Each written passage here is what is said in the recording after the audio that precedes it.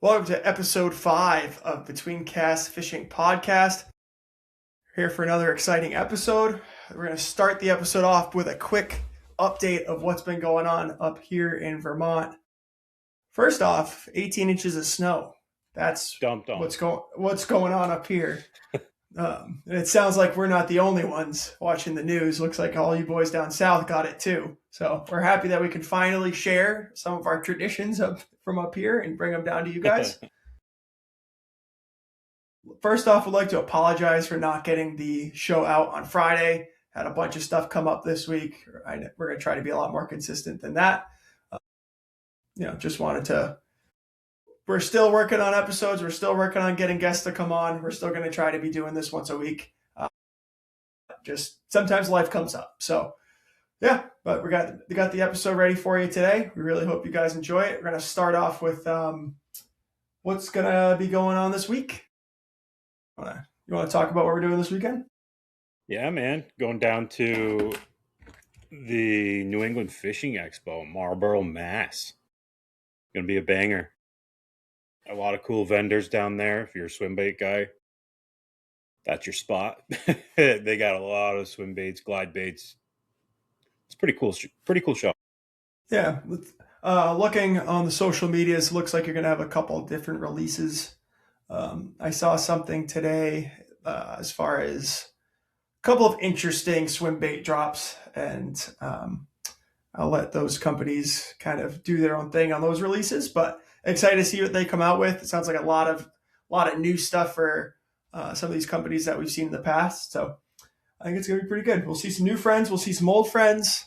And it's a great opportunity if you're around in that area to support, obviously, your local anglers, your local businesses, which I'm huge on in this industry, because the more money we can spend on each other's businesses, the more it stays right in our pockets.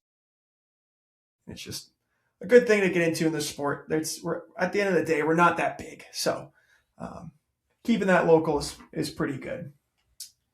I'd like to give a shout out to Doc's Bait and Tackle this week. They were up here at the Yankee Sportsman Expo. They're out of Honeyo, New York. Probably butchered that, but that's what I'm going with.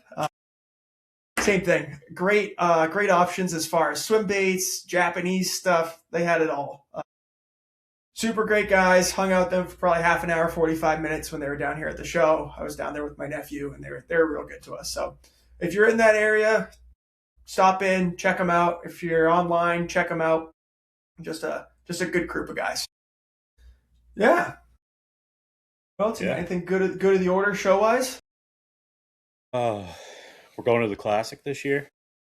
We are going to the Classic this year. That's going to be sweet. Yeah. Little bucket list trip checked off, What a better place to do it than Knoxville. At least for us guys up north, going down there in the middle of March will be a nice little reprieve from some of this cold weather. Don't have to pack my bibs. Yeah, exactly. So that'll be good. We'll be bringing you guys with us for that trip. It sounds like we're going to be doing 4 days of expo, 4 days of the weigh-ins. Super excited to go down there and check it all out. I think over 180 different vendors are going to be at that show. There'll be new releases, plenty of show deals. So hopefully we can find some pretty interesting stuff to bring back to you guys and do a couple of really cool episodes on that when we get back. I got to get my hands on some of these things down there. Yeah. I think there's going to be some pretty sweet stuff coming out of it as far as, all these new baits. You're starting to see them now kind of trickle in. A lot of... I just think it's just going to be such a crazy... I really hope it's not just like the year of the fuzzy, fuzzy... Right. Everything. Fuzzy glide baits, fuzzy chat. Like, they're probably going to put more hair on chatterbaits. Like... Yep.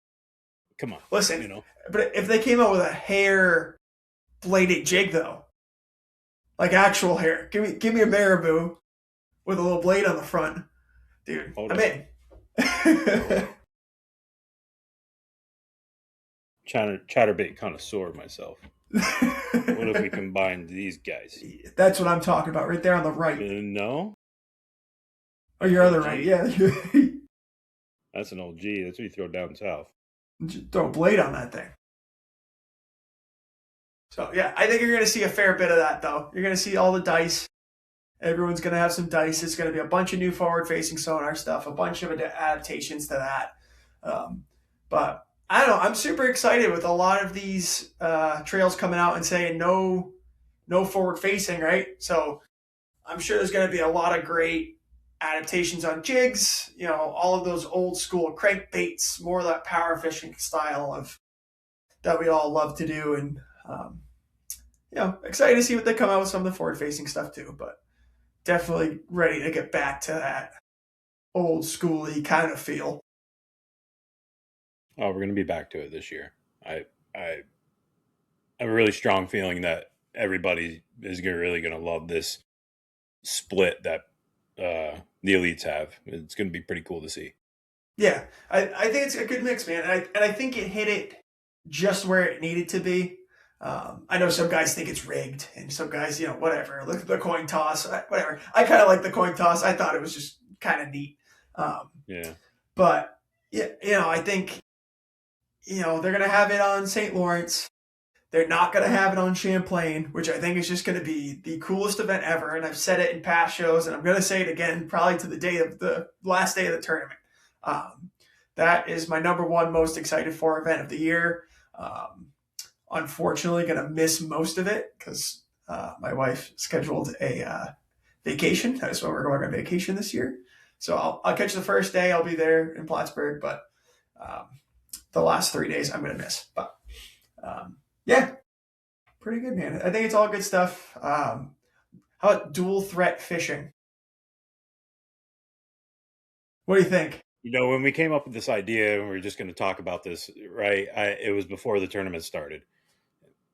Going through, watching it I believe it was like the first day.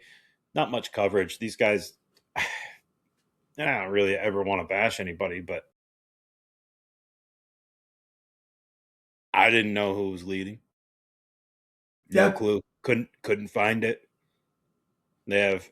I looked up their website. They had like 3 pictures of people on there, and that was it. And I don't. Yeah, I'm kind of skeptical because they're asking people not to cash their checks. So interesting. I didn't hear that. Yeah, I know of. Well, I've heard, per my sources, that they asked an angler not to cash their check or they would be penalized. Oh, tough. Yeah, I'm curious. That's not a. Is that in other more big money trails too? Is that like more of just they need to go and throw some polygraphs and do some parts and pieces, or is that you think that's a financial? I don't know. Apparently, per other people, they say that it was a tax form mishap, that they need to get that squared away in order to cash their checks. All right. Well, better off, I guess, getting it squared away now than have everyone cash and then someone gets bit, right? So I'm super interested though, because the idea is awesome. It's great. Yeah. No entry fees, fishing for $100,000 with your buddies. Not so bad, dude. I'm in on it, right? And I did the same thing. I did the try to get some coverage of it, and it was kind of hard to find for sure. I know that Fishing Chaos came in and really helped, and I know that Scott Martin and down there at Roland Martin Marina, they all helped kind of get this thing going. From what I've seen and what I've heard, so that's cool that they got people backing them up and they're trying to do the right stuff. So yeah. I mean, 6 events. It's a stacked layout for where they're going. I mean, it's Okeechobee, St. John's, Eufaula, Gunnersville, Watts Bar, Mississippi River. So they're gonna make their way right up. Oh yeah.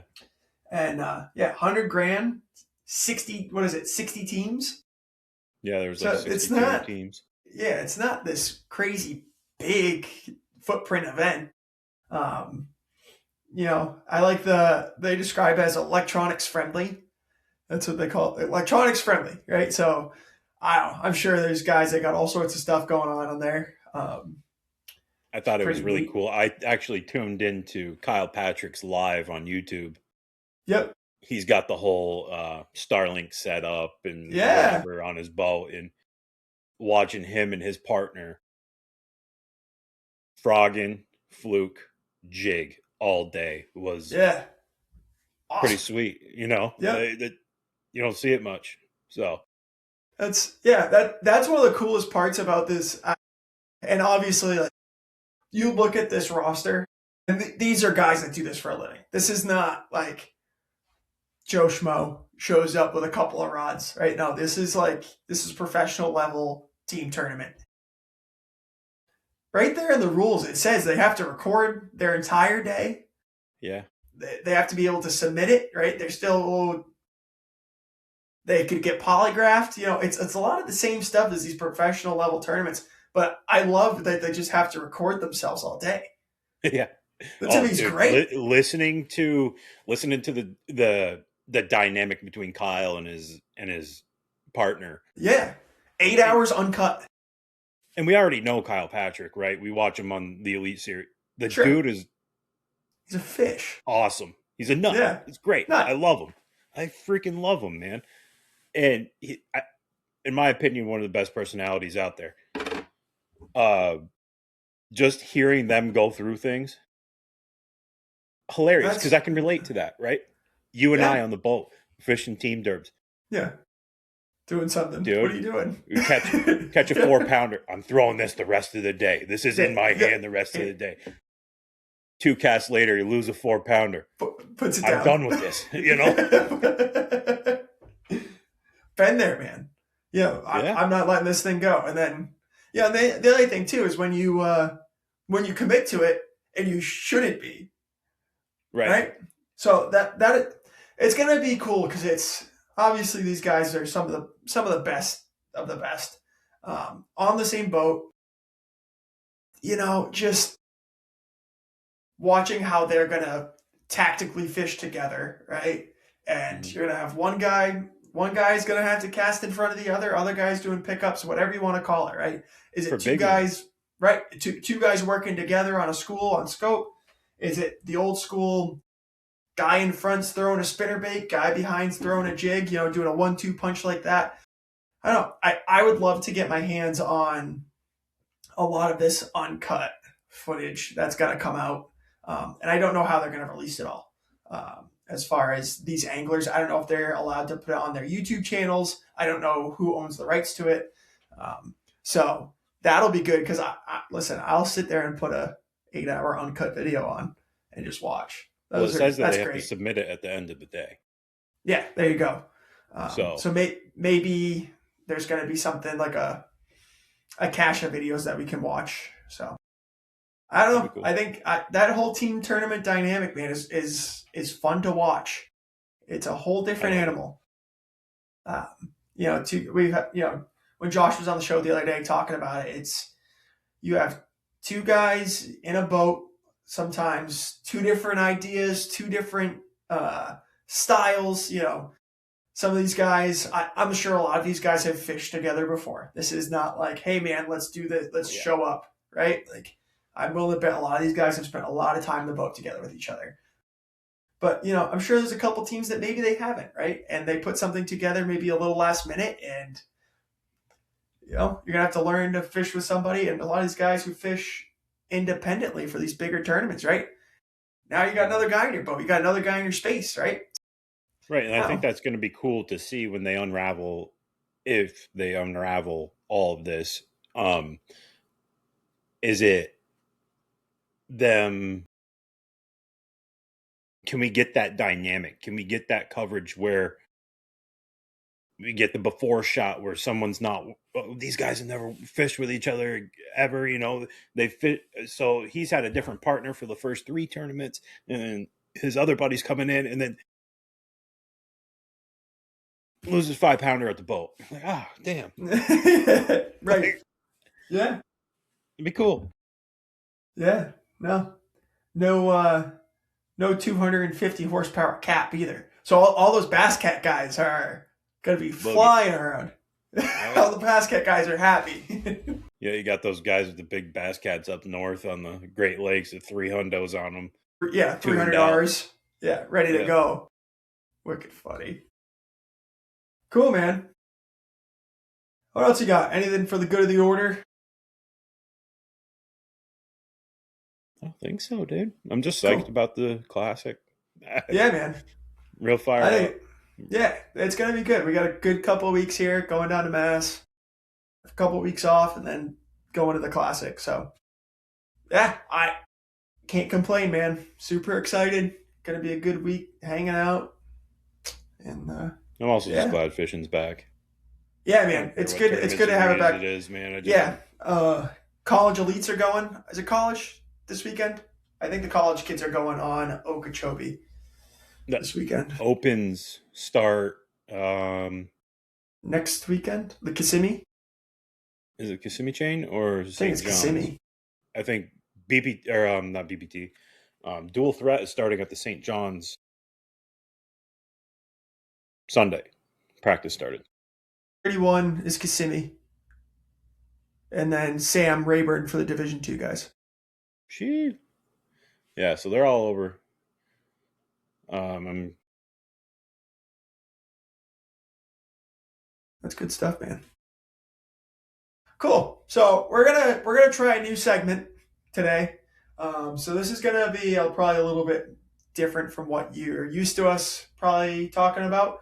We're gonna take a step back from the tournament talk, even though we just spent the last 17 minutes talking about it, and talk about something maybe for the newer anglers, maybe a good reminder for some of the less novice guys, and even some of the more you know avid tournament guys.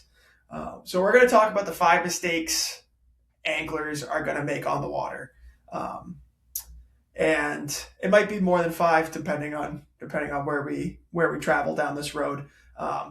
But this isn't. We're making more than 5, probably on every trip we go on, right? So this is just a list that we've come up with of our past experience as far as what has bit us in the past. Um, yeah. So the first mistake that I think a lot of anglers are making is it's a pretty simple one. I think we're fishing too fast and fishing too slow. yeah, yeah. And I I find myself doing this a lot. I being up north, fishing primarily fishing smallmouth. I catch myself fishing way too fast a lot of the time in all different aspects. A jerk bait, drop shot, Ned rig. I I go way too fast with a jerk bait. I try killing the dang thing, making it make me money, and then the heck's gonna bite a fish doing that. and I think what it comes down to a lot of the time is certain techniques are just made to be fished a certain way for the most Right. part, right? You're going to have the guy that's always doing something a little different, and it works, right? And guys catch him doing absolutely bonkers stuff with conventional gear. Um, Yeah. but, you talk about your finesse gear, right? Your drop shots, your bottom baits. Like, slow down, right? And there's Yeah. times where in the spawn, right, where we're throwing them at beds or whatever, and you can just drag that right in front of their face, whatever. So be it. Boop, boop, boop, done. We start getting into those August months. Hmm. We've been there, and they're glued to the bottom, and it's like watching paint dry, right? But that's sometimes the only way to get them to go, right? You know, some baits are made to fish fast, right? I think about the buzz baits, and I think about your top waters. A lot of these looking for active fish, trying to get that reaction strike, right? Where we're trying to get something to attack, get a quick look at it, and react to it. You're not necessarily just, um, you're trying to make him maybe not look at it as long, right? Um, And by fast, I think you mean like the buzzbait, for instance. You're not burning the thing. It's not get it back to the boat as fast as you possibly can. Fast is a relative term in that you still want that thing to be in the strike zone long enough for something to get it. Sometimes you have a bass coming at you 500 miles an hour, right. but most of the time, probably not. Uh, yeah, I think we just I think more times than not, especially I'm not going to say novice anglers because I'm not a professional myself. I yeah, I think a lot of people just fish way too fast. I don't think there's a lot of times where you're gonna get hurt fishing too slow. Sure. Yeah, I You agree. know, Yeah, I think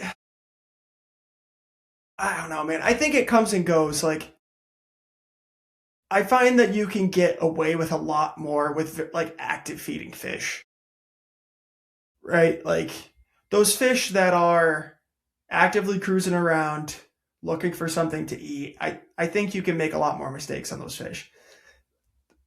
The fish that is maybe behind some cover, hanging out, kind of yeah, doing their thing, not actively in a feeding mode, but maybe even like think like a cold front. hmm I think of like a cold front fish, right? A little stunned, right? That's that fish. Or like, okay, maybe you have to let them look at it, oh really yeah. look at it, right? I found And we found ourselves doing that this year during a derb actually because the few days before we caught them on docks, cold front came in, derb on the weekend, rain, pouring rain, chilled down. We fished same docks the same way. That wasn't right. We nope, didn't take our time, right. you know. So it's all relative, and I think because we talked about this before and kind of like what we're going to be talking about, and um, I had an idea bringing up. You also have to understand the fish behavior and biology of the fish, right? I think that's 101. Before you go and get all your crazy whatever it may be, understanding the actual biology of a largemouth, smallmouth. I, I've never caught a spot in my life. I never had the opportunity to. I'd love to. Um, yeah, understanding the biology of that fish first is huge.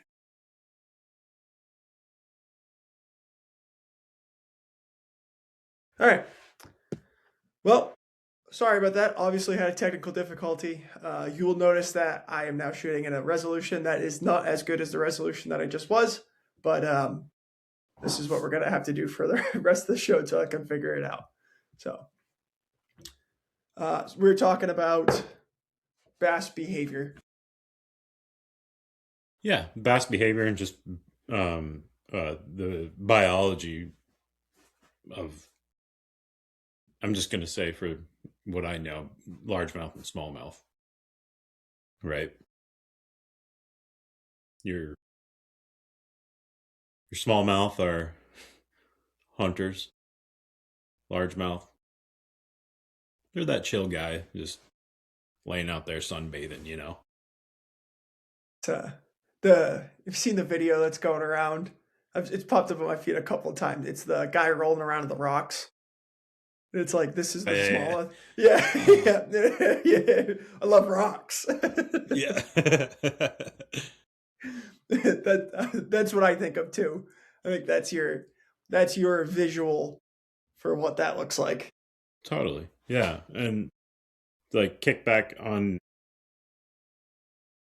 I don't know. I just have this like new angler thing keep popping up back in my head. And like, I think for a lot of newer anglers, if you're trying to slow down, and what really helped me was picking up a finesse jig, just a simple round ball head jig, or maybe I think these are Somatis jigs, these little finesse football head jigs. Real good. Let it put a little crawl on the back, bomb it, work it back nice and slow. Feel what you're fishing as well, I think that segues pretty good into number two that I have here is focus on good fundamental fishing. Mm-hmm. And it sounds lame, but it is huge. It is huge. And there's so much on the internet now of guys doing crazy, crazy stuff. Crazy stuff. No.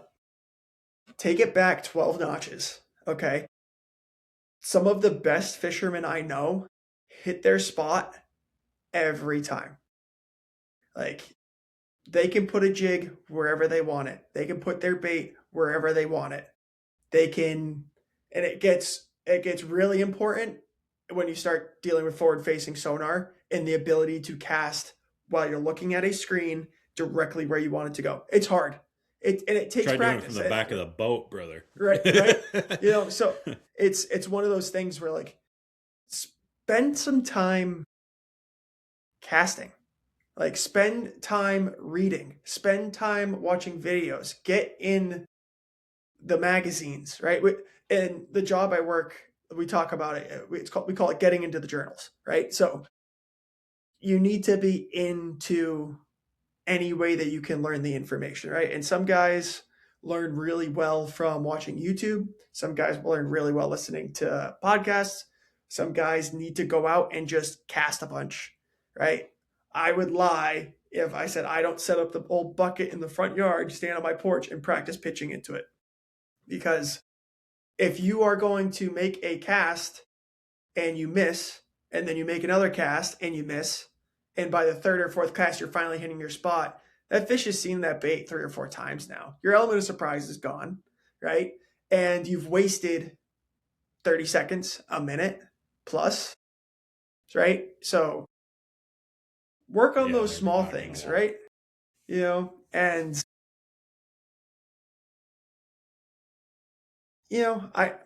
I got a couple of like little things where it's like I like watching tournament videos. Like,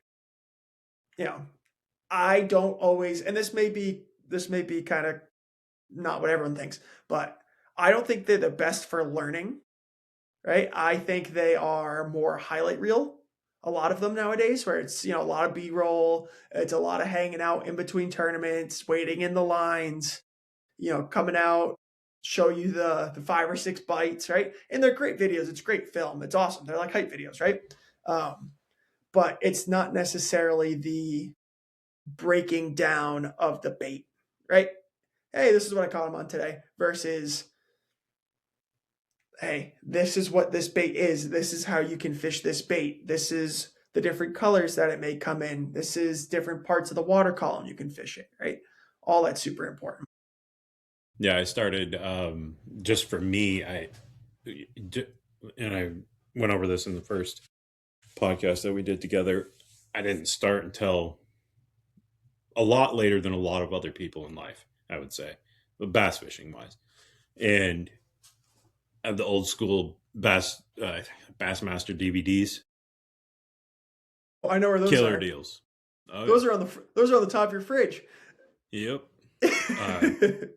Keep them. I have an older TV out in the garage. Just keep them on repeat. Just put another one in. Pop one out. Put another one in. So that's it, man. I think for a lot of people, if they want somebody to watch, obviously the king, just KVD himself, so good at teaching, and that's where I learned a lot of what I like to do from.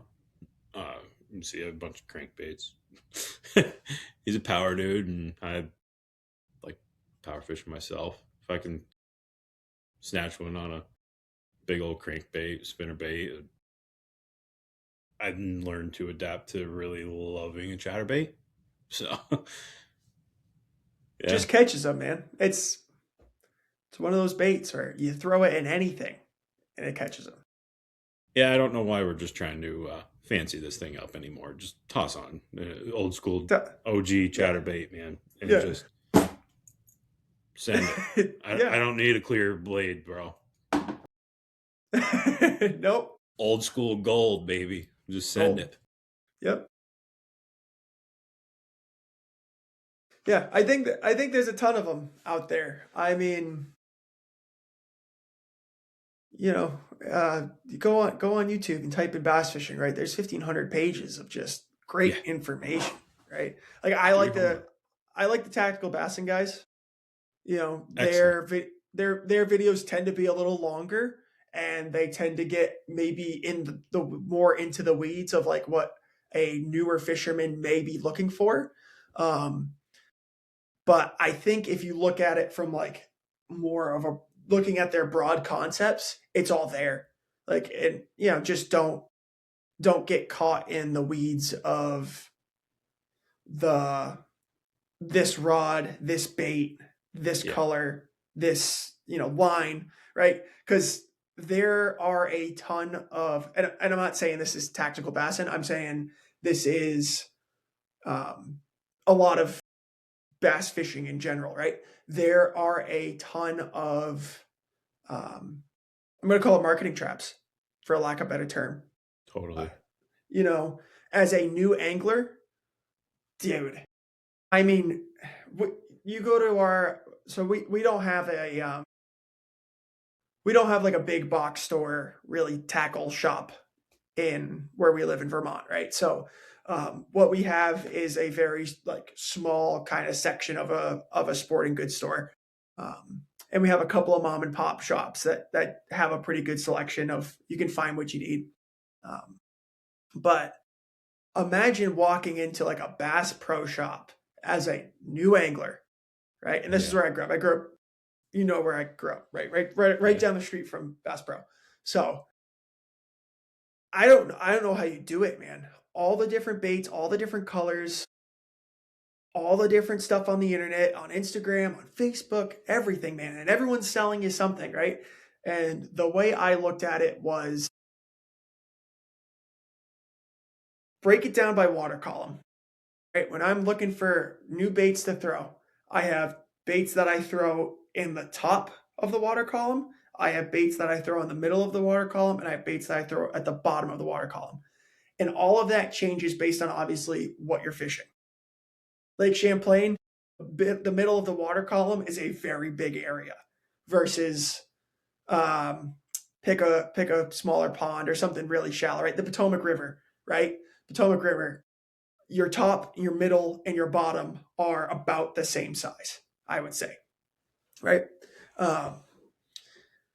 So find yourself a decent topwater bait. Find yourself a decent middle of the water column bait, like a chatterbait, like a spinner bait, right? And then, bottom of the water column, your jigs, your Texas rig worms,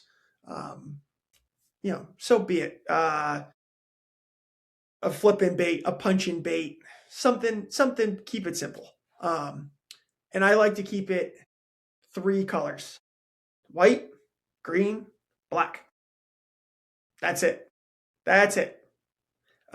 If you're just getting started, those 3 colors are going to hit you everything you need. It gives you something to contrast really well with in darker stained water or against vegetation. It gives you a natural kind of green fish forage color. And white is generally looks like every bait fish known to man. So that's kind of where I'm at with that. And that keeps it very that keeps your cone very small. There is ways to expand out of that cone. But in the beginning, you can spend a lot of money really quick on crap you don't need. Yeah, I'm a huge believer in natural color selection. In my belief, it's the best way to go. Outside of that, I really believe in always having either a chartreuse or a black and blue jig, or a black and blue color in general. I also like those two colors, so Yeah. it's a little You know, guidance. right. And use your eyes too, right? Like Totally. this happens all the time. And, you look at the bottom of your live well at the end of the day, see what they're spitting out, right? Spitting out claws. What color are they? What color are the bait fish, right? And you might see it, if you're not tournament fishing, you don't have live wells, right? So you might see it right as they're coming up to whatever, the shore, the edge of the boat, whatever it so be. And they're spitting stuff. Figure out what that is, right? And then, Yeah. we call match the hatch, right? So match what the fish are feeding on, right? It's a great indicator, whatever just came out of their gut. That's what keyed me in when I first started fishing on the river over in New York. I saw crawfish on the river bank, and I was like, oh, and this silly looking thing was called a tube. And I started throwing a tube the same color as the crawfish and started beating their faces off. So right, it's the crawfish cool. is a great example, right? Like they could be 5 or 6 different colors on any given day. Right. I'm going to set this up at some point. I'd love to have a biologist come in and just talk about forage. And we'll set that show up eventually and just go through the different life cycles of all this bait. But, there's crawfish. They're brown, they're red, they got black in them, they got green in them, like they got orange in them. There's blue. A bunch of different blue, right? Like, any given day, they're 17 different colors, right? So, yeah. Don't be afraid to try new stuff. As I just told you, to not fall into any marketing Don't be traps. afraid to try new things, but just keep your world small, and then expand from the basics. I think that's the biggest thing. And that's it happens to me. I'll go out for 2 hours and whatever. I have 2 hours. I'm gonna chuck this chatterbait. I'm just gonna go burn some weed lines, right? Sometimes you catch them great, sometimes you don't, right? But don't get caught in the trap of throwing the same bait over and over and over and over, right? Like conditions change, the bite changes, the water changes, the bait moves, the fish move, the grass grows, the grass dies, right? Like there's a ton of different factors that go into a fish biting whatever bait you're throwing at them. So, those 2-hour trips, right? There's days, yeah, sure, where I love to go out and I got to just catch a couple fish, right? And I'm going to go out and do that. But those 2-hour trips, 3-hour trips, that's a great opportunity to maybe work on some stuff where you don't normally do, right?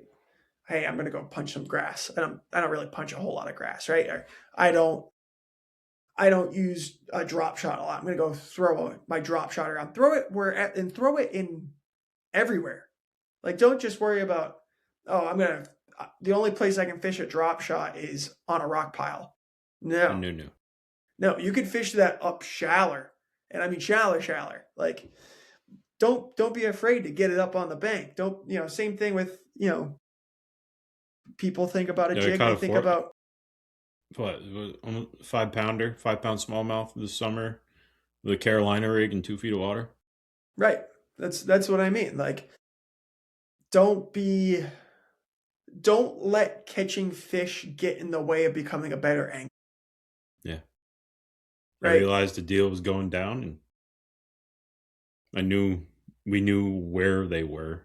Just had to capitalize on finding that spot. Bam. Yeah. And that's it. Like, there's a ton of different, take a Senko, right?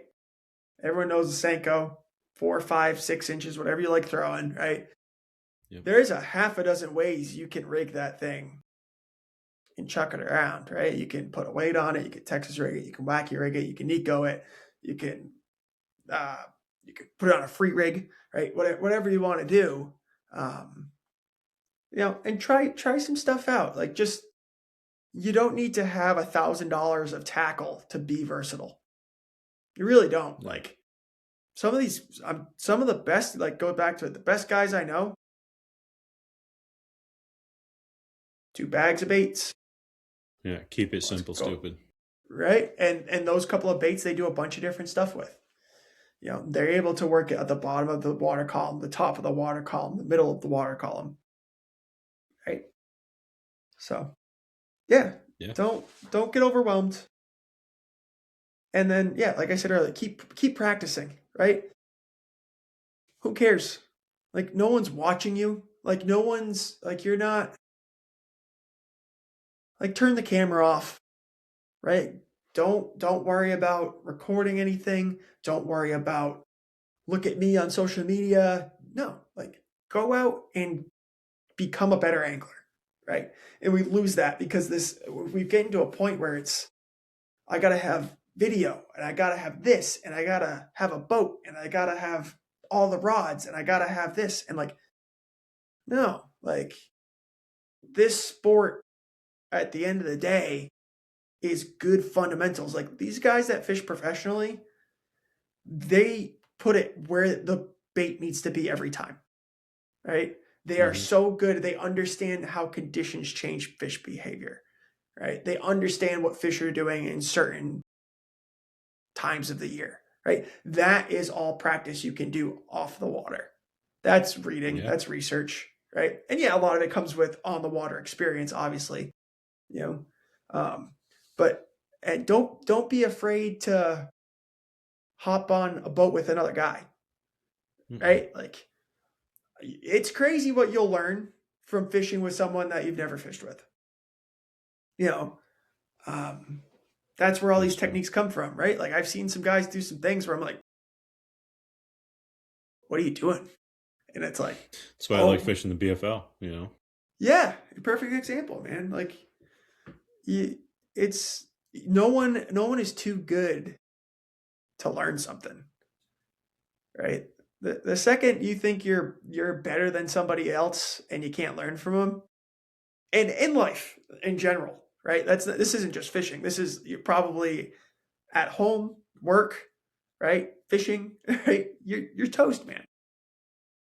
Yeah, become a sponge, for sure.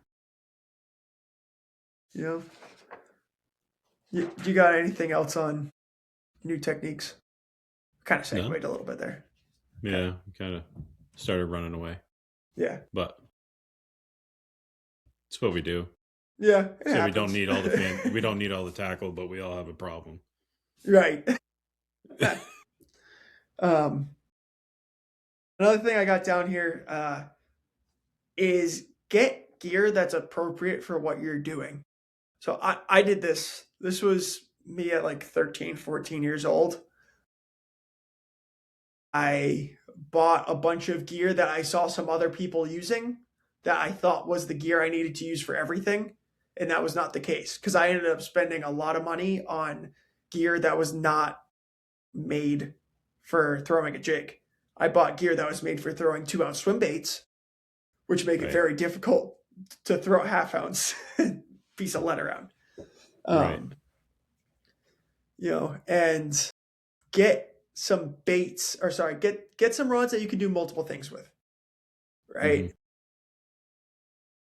You know, I'll be honest, I have 20-something rods laying down in my basement, right? And a lot of them have single purpose, right?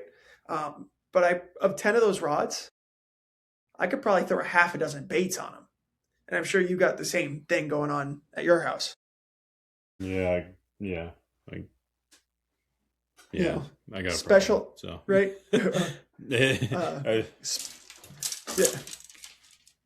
It's just one handful. I got another handful over there. You got another handful over there. You got a little bit of the tackle junkie bug. You're completely correct, and I think as far as if you're not into this just yet or whatever, get a medium heavy bait casting rod. Just go get a combo, like a a Luz, Abu Garcia, whatever, medium heavy, fast action. Same thing with your spinning rod. If you have a medium heavy spinning rod and a medium spinning rod, you're going to cover a lot. A lot of it. And if you're going to have a bait caster, you're going to learn how to throw a bait caster. Don't go buy a $400 reel because you're just going to crap that thing. You're not going to like yourself 2 casts in. I'm going to tell you that right now. You're going to want to throw that reel in the water. That's what I learned on. I mean, I still have, I don't have the craziest stuff, man. My bait casters are all SLXs. I think I have a couple like higher end ones, but for the most part, SLX, man, it's $100 reel. It's not really going to kill the bank, but you're getting a lot of bang for your buck. They're tough as nails, and they're reliable. So they have great resale value too. Right. Yeah. I love mine. And I think as far as spinning rods go, if you're to go buy, who's really got a good combo is 13 Fishing. They have really good stuff. I really like 13 Fishing combos, and I don't have any of them anymore. I have one left, actually. Been broke like 3 times, but yeah, I got one of those Omens at one point. Yeah, I think it was an Omen, $100 probably for the both of them. Yeah, ended up actually giving it to my dad. Probably that's all you need. 10 years ago, he still uses it. That's all you need right now, and then you get bit by the bug, and then you gotta spread your wings. But to start out, that's all you need, man. Yeah, don't make it too crazy. And that's the thing too, is like I go back and forth with, I don't necessarily agree with you get what you pay for, right? Mm-hmm. I think there is some stuff that is higher end and you can tell the difference. Totally. But when you're looking, especially the bait casting, when you make the jump from using your spinning gear to your bait casting gear, my suggestion for everybody is to maybe spend a tad more money than you thought you'd want to, right? Because what you're going to get is just some better components. And I got this piece of advice for somebody actually when I started playing music. And if you play something that's junk and it breaks, you're going to quit on it, right? So if you have an opportunity to, and I get it, tough economy, right? But if you have the opportunity to spend a couple extra dollars on something, maybe with an actual aluminum frame, right? Actual decent internal components, right? Don't get caught up on bearings. Like a lot of people are like, oh, this has 17 bearings in it. This is the best money you can buy. Not necessarily. But look at ratios that are within something you can maybe speed it up and get a little more out of it, or you could slow your retrieve down and still get good return off of it. In that low 7s, 7.1 is pretty quick. 7.2, you start getting into like your 6.8s and kind of in there. Yeah. And you can speed up a 6.8 really good to something you want a little faster, and you can really slow roll that if you want to use like crankbaits. I'm a big fan of the 7.3 to 1, I believe. 7.3, you could slow down. So, yeah, I just maybe spend a couple extra bucks. I'm not telling you to go spend $200 on a brand new Corrado, even though they're phenomenal. And that's all I really use. Yeah. But they're just workhorses. But you can find the SLX is a great for the, exactly Luke said, for the price. If you're looking at a Shimano reel, can't beat it. It's got great components. If you can find one of the old Canons, those are great. They made those literally for high school and college budget anglers. I used to have one. Loved it. So there are good options out there. Do a little homework, do a little research, and it's going to save you a lot of ass ache. Yeah. So. really bust down the headache when you rat's nest the first cast. Want to break the rod over your Yeah. legs. Yeah, and that's what it is. Look at you're going to have a couple different types of braking systems in your reels, right? That's when you see those backlashes, that's essentially what happens is your spool is spinning too fast, right? Mm-hmm. So you want to look at a reel that has at least a braking system on it, a centrifugal braking system, and a spool tensioner, right? So your spool tension is going to help slow that reel down, right? Because it's not spinning too fast, and the brakes help slow it down on impact, so you don't have as much force when you're creating those bird's nests. Yeah, and you kind of just have to throw a couple to figure it out. That's it. A lot of practice. This is where you can get a lot of line, right? Buy a big spool of line. Mm-hmm.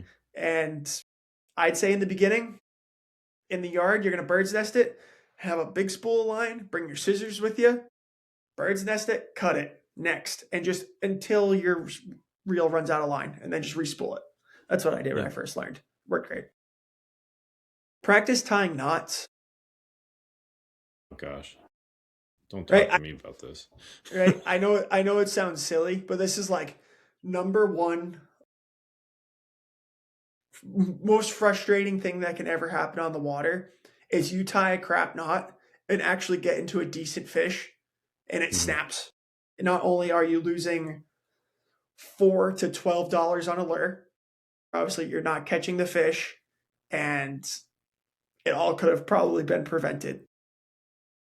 Take care of your knots, take care of your line, especially a rod's length worth is that from the bait to where your reel seat is, that distance of line gets beat up really quick, right? It's going through the eyes all the time. It's getting pulled on.